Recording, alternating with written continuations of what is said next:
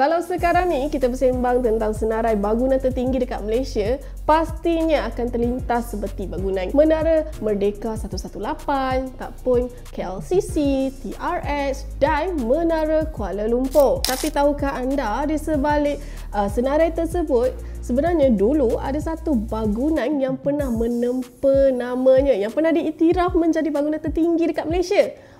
Bangunan apa tu? Menara Maybank. Jom kita kupas sejarah di sebaliknya.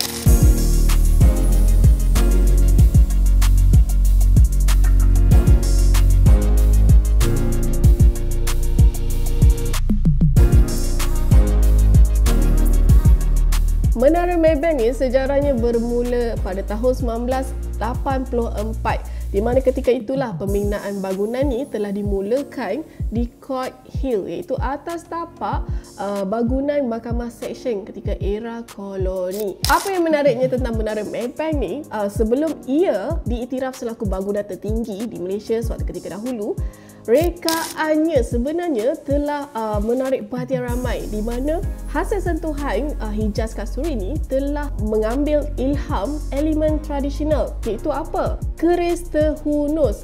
Itulah ilhamnya pada pembentukan bangunan Menara Maybank, di mana pemilihan ilham tersebut adalah bercirikan elemen tradisional di Malaysia dengan memperlihatkan dua blok berasaskan persegi saling berpaut pada setiap sudut, dan setiap blok ini memiliki bumbung dan pangkalan yang berlawanan. Maka dengan hasil rekaan ini, ia tidak sekadar menyelahkan keunikan tradisional di Malaysia, bahkan ia menjadi satu sosok bangunan yang tidak sekadar, maksudnya bank, tapi bercirikan, masih mengekalkan ciri tradisional dekat Malaysia ni.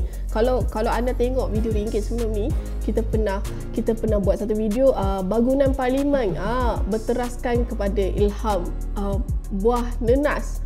Sekarang ni pula Menara Maybank ni sendiri memiliki ciri keris.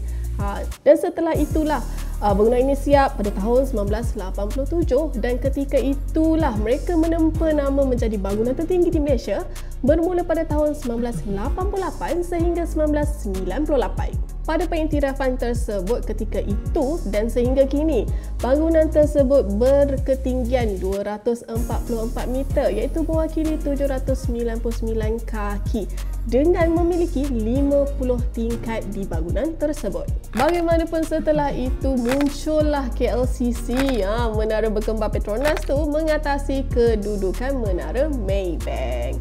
Dan ketika ini semua ketahui, tidak lama lagi Maybank akan memindahkan ibu pejabat korporatnya ke Menara Merdeka 118, iaitu bangunan tertinggi dekat Malaysia sekarang ni, di mana pemindahan tersebut akan bermula secara berkala seawal suku kedua 2026.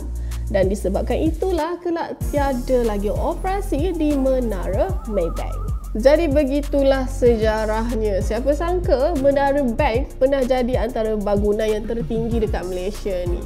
Dan sekiranya anda ada komen, ada cadangan atau ada sebarang kritikan, boleh sertakan di bawah. Itu sahaja perkongsian kita kali ini. Dan jangan lupa tidak sekadar ikuti kita di YouTube, turut ikuti kita di media sosial yang lain. Saya Yuliana Samsudin. Itu sahaja untuk episod kali ini. Kita jumpa lagi di episod akan datang. Bye!